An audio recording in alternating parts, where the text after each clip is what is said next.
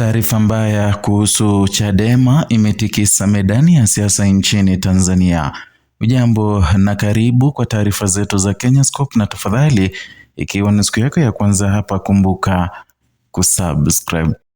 Mahakama Kuu ya Tanzania masjala ndogo ya Dar es Salaam imefanya uamuzi mzito wa kisiasa na kisheria kwa kutupilia mbali mapingamizi yaliyowasilishwa na Chama cha Demokrasia na Maendeleo Chadema katika kesi ya mgawanyo wa mali iliyofunguliwa na aliyekuwa makamu mwenyekiti wa chama hicho Zanzibari Said Issa Mohamed akishirikiana na walalamikaji wengine wawili.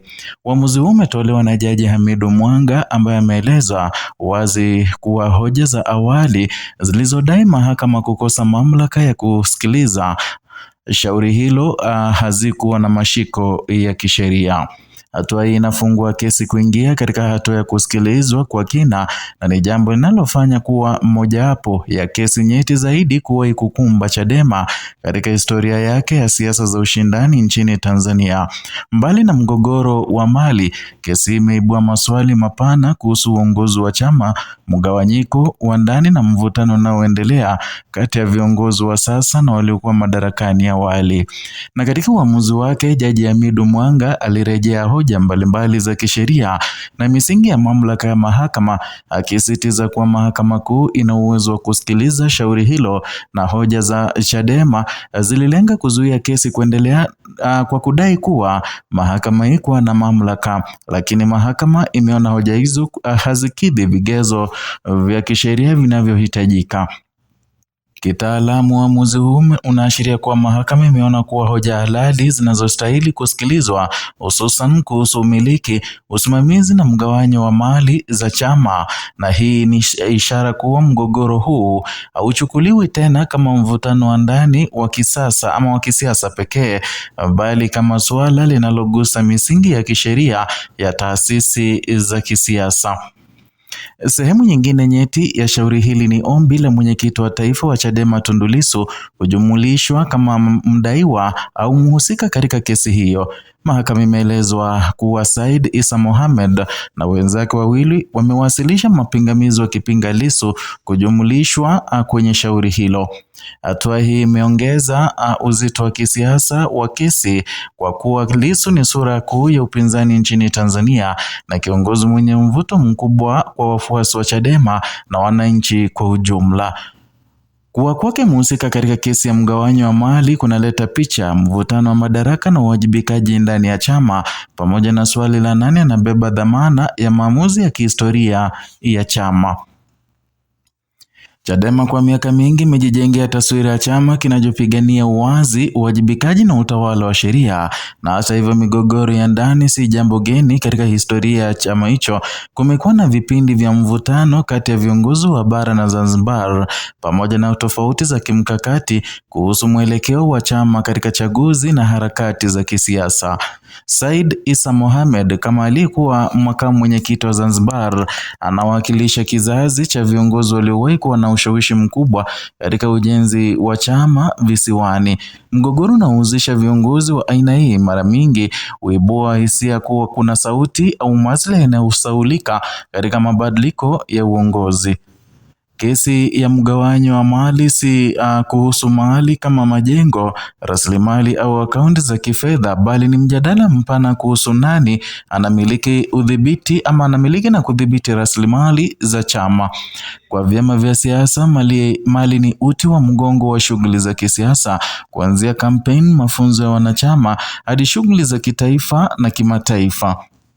Kihistoria, migogoro ya mali imewahi kuzitikisa taasisi mbalimbali za kisiasa barani Afrika, ikiwemo vyama vilivyotokana na migawanyiko ya ndani au mabadiliko ya uongozi, na mara nyingi migogoro hiyo huathiri imani ya wanachama na wafadhili, na wakati mwingine husababisha migawanyiko mikubwa au kuibuka kwa makundi hasimu. Tangu kuibuka kwa kesi hii, kumekuwa na ukimya wa tahadhari kutoka kwa baadhi ya viongozi waandamizi wa Chadema. Ukimya huu unatafsiriwa kisiasa kama mbinu ya kuepuka kuchochea mgawanyiko zaidi au kutoa kauli ambazo zinaweza kutumika kisheria dhidi ya chama. Na katika siasa, ukimya nao ni kauli. Unaweza kuashiria mgogoro wa ndani unaohitaji suluhu ya tahadhari au mkakati wa kusubiri mwelekeo wa mahakama kabla ya kuchukua msimamo wa wazi. Na kwa Chadema, suala hili linahitaji mizani makini kati ya kulinda taswira ya chama na kuheshimu mchakato wa kisheria.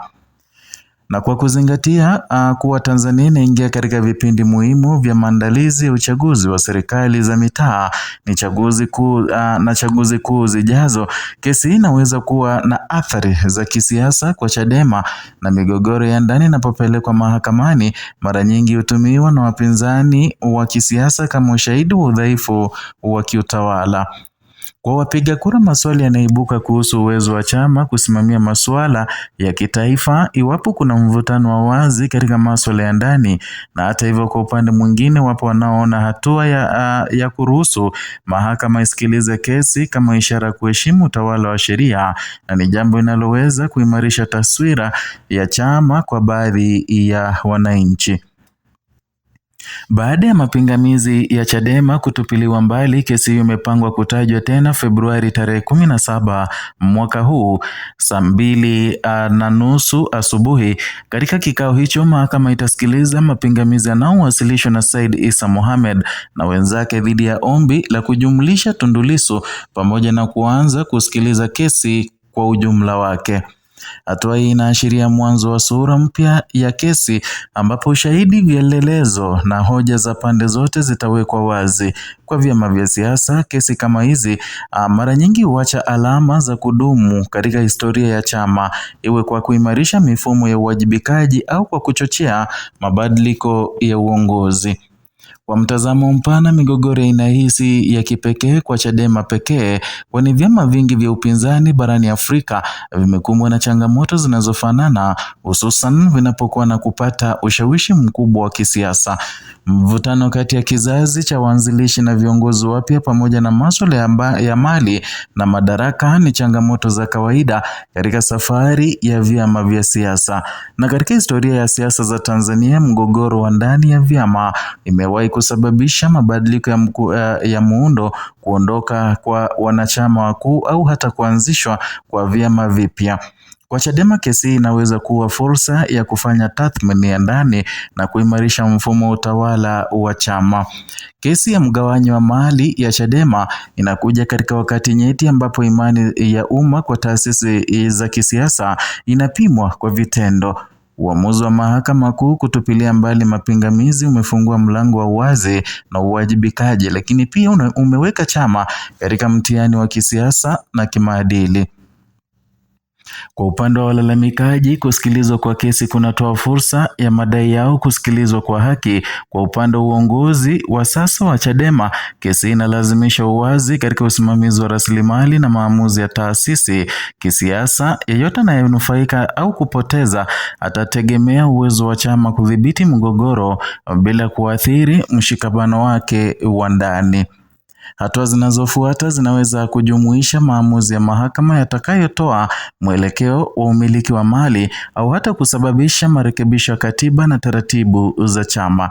Na katika mazingira ya ushindani wa kisiasa, jinsi Chadema itakavyoshughulikia kesi hii itaendelea kufuatiliwa kwa karibu na wanachama, wapiga kura na wapinzani wake. Ni hayo tuliokuandalia kutoka hapa Kenyascope, channel yako pendwa na kukuletea taarifa hizi pamoja na zingine kwa kina bila kuyumbisha wala kuegemea upande wowote. Zidi kuwa nasi na zidi kusubscribe, ulike na kushirikisha video zetu.